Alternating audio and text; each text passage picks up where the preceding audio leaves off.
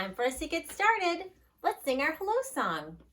Hello, what's your name? Hello, what's your name? Hello, what's your name?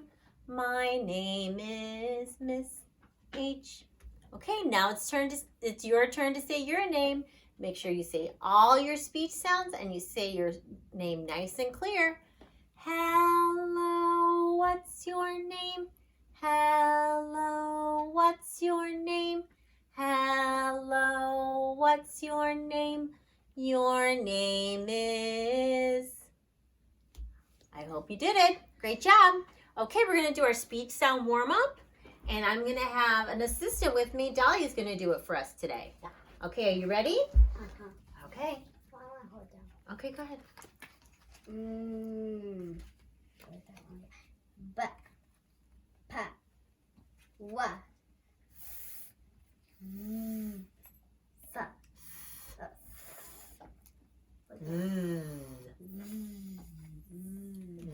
Huh?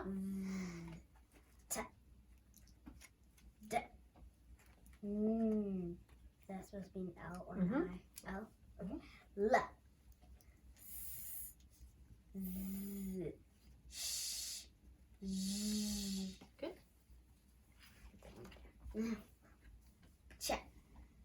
Ja. Wa. Yeah. Ja. Ja. Right.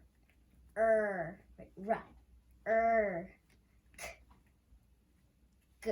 Or G. Ha. Ha. Ha. Ha. I get it.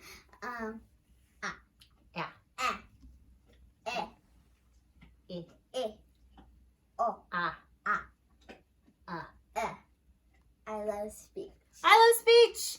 Yay! So today's speech, friends, is our last video before we take a break for the summer.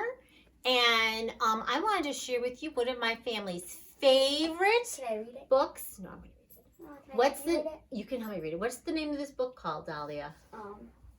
7 Silly Eaters. The 7 Silly Eaters.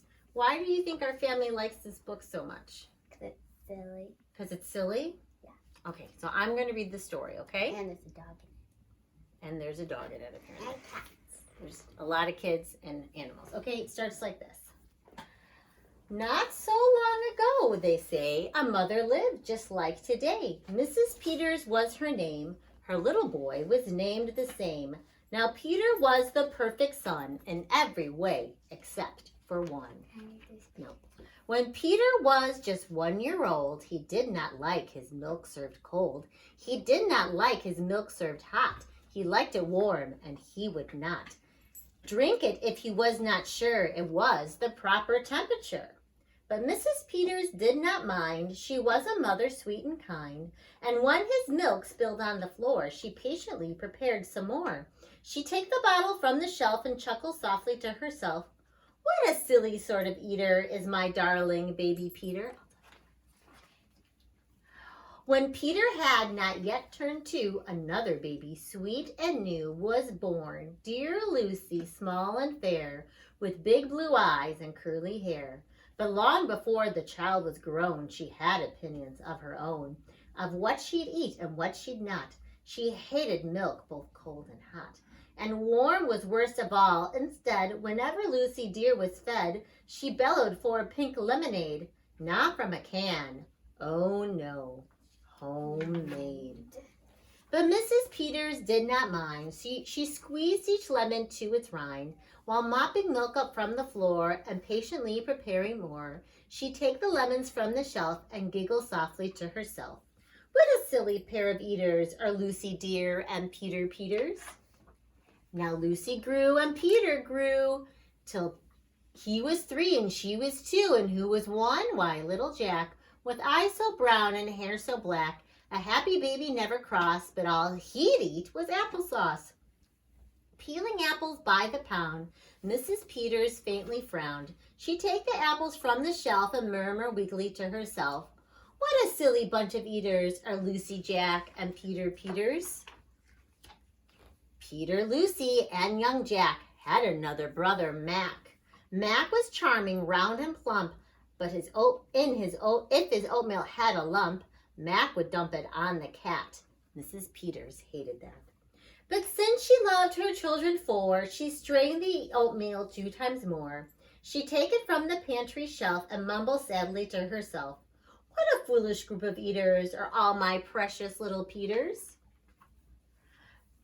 Before another year was through, who came along? Why, Mary Lou. She was darling, sweet and bright. She had a healthy appetite.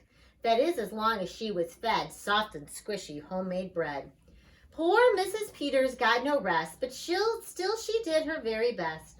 She'd take the flour from the shelf and mutter feebly to herself, "What a fussy bunch of eaters are all my lovely little Peters." A year rolled by, the children grew. They really are a splendid crew, sighed Mrs. Peters, pinning pins and diapering her brand new twins. Little sisters quick and smart, impossible to tell apart. But Flo liked poached eggs and Fran liked fried. If she mixed them up, they cried. Tired to the very bone, Mrs. Peters groaned a groan.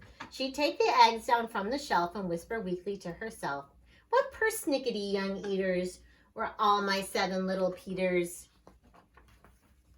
Now time went by as time will do, and as it passed, the children grew. The problem was that as they grew, their appetites kept growing too, but not their choice of what to eat. Each child continued to repeat. They wanted what they had before. The trouble was they wanted more. Creamy oatmeal pots of it, homemade bread and lots of it, peeling apples by the peck. Mrs. Peters was a wreck. She wiped her brow and heaved a sigh. Another year was passing by. In fact, she realized with sorrow her birthday would arrive tomorrow. Drearily, she shook her head and wearily went up to bed.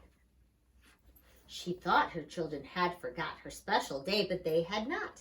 At crack of dawn, they all began to carry out their secret plan. Mrs. Peters would be fed a birthday breakfast in her bed, a breakfast made of all the foods that kept them in such happy moods. Do you want to read this part? Sure.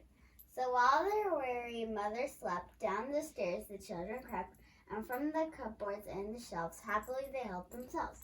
Cheerfully they chopped and stirred, preparing what they each preferred. But despite the pains they took, since nobody knew how to cook, to measure things or make them hot, the more they tried, the worse it got. First, Mac's oatmeal turned out lumpy, which made poor Mac turn grim and grumpy. In fact, the lumps got him so cross he dumped them in Jack's applesauce. This bothered Jack so much,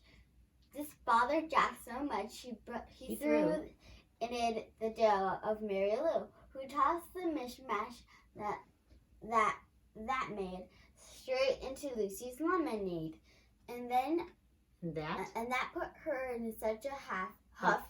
She poured the icky, sticky stuff into the double frying pan that held the eggs of Flo and Fran, who flung the hodgepodge on the spot into the milk of Peter's pot.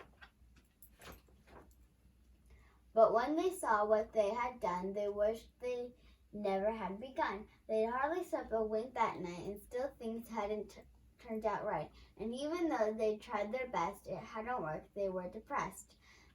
They'd be in trouble unless they found some place to hide the mess. The oven seemed the perfect spot. They all forgot it still was hot. They stuck the pot inside, and then they all went back to bed again. The clock struck 6, but on they slept. Meanwhile, their mother softly stepped. Down to the kitchen smelled a smell. What could it be? She could not tell. It smelled so good, she sniffed some more and opened up the oven door. She woke the children with her cries. They all came running in surprise. And in the kitchen, what they found was Mrs. Peters dancing round. And in the oven, no mistake, a pink and plump and perfect cake. And as their mother danced with glee, she cried, "A birthday cake for me?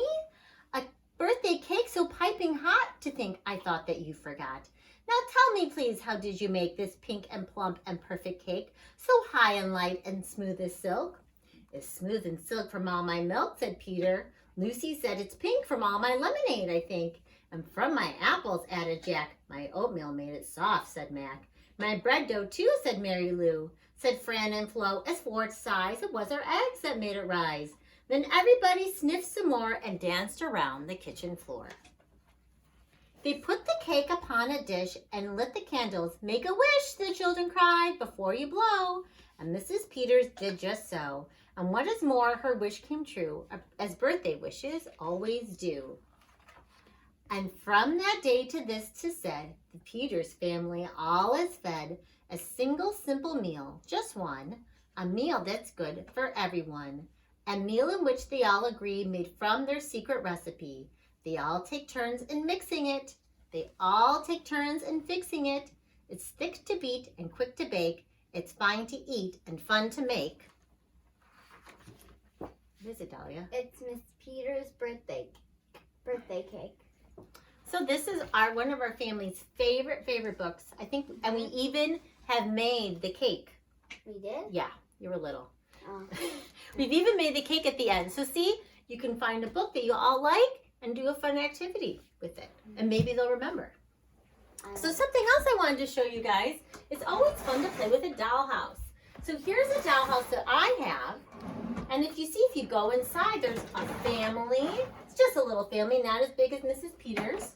And there's a mom and a dad and a baby. And you can easily talk about all the fun things you have. Look at home. Here's a mom. And then, She's playing. Dolly, if you go, then they can't see that. okay, sorry. So there's also different sound effects that you heard. There's Right, this one has sound effects. Like, And there's the baby's room. There's the mom working from home in her office. There's the toaster oven working and the washing machine. But these are all fun things you guys can all do and pretend to be at home. And upstairs is the bathroom. Somebody has to go potty. But dollhouses are a fun way to act out stories like the 7 Silly Eaters, or just talk about things they have around the house. And it's a great way to tell stories and play pretend. Right, Dahlia? Well, that's all for our speech time today. I hope everybody has a great and relaxing summer and gets a lot of good time outside. And I hope to see you all in the fall. So I'm going to say goodbye. Goodbye, everybody. Goodbye, everybody. Goodbye, goodbye, goodbye. Goodbye, everybody. Goodbye, everybody. It's time for a high five. Where are you, Dahlia? High five. Bye, friends.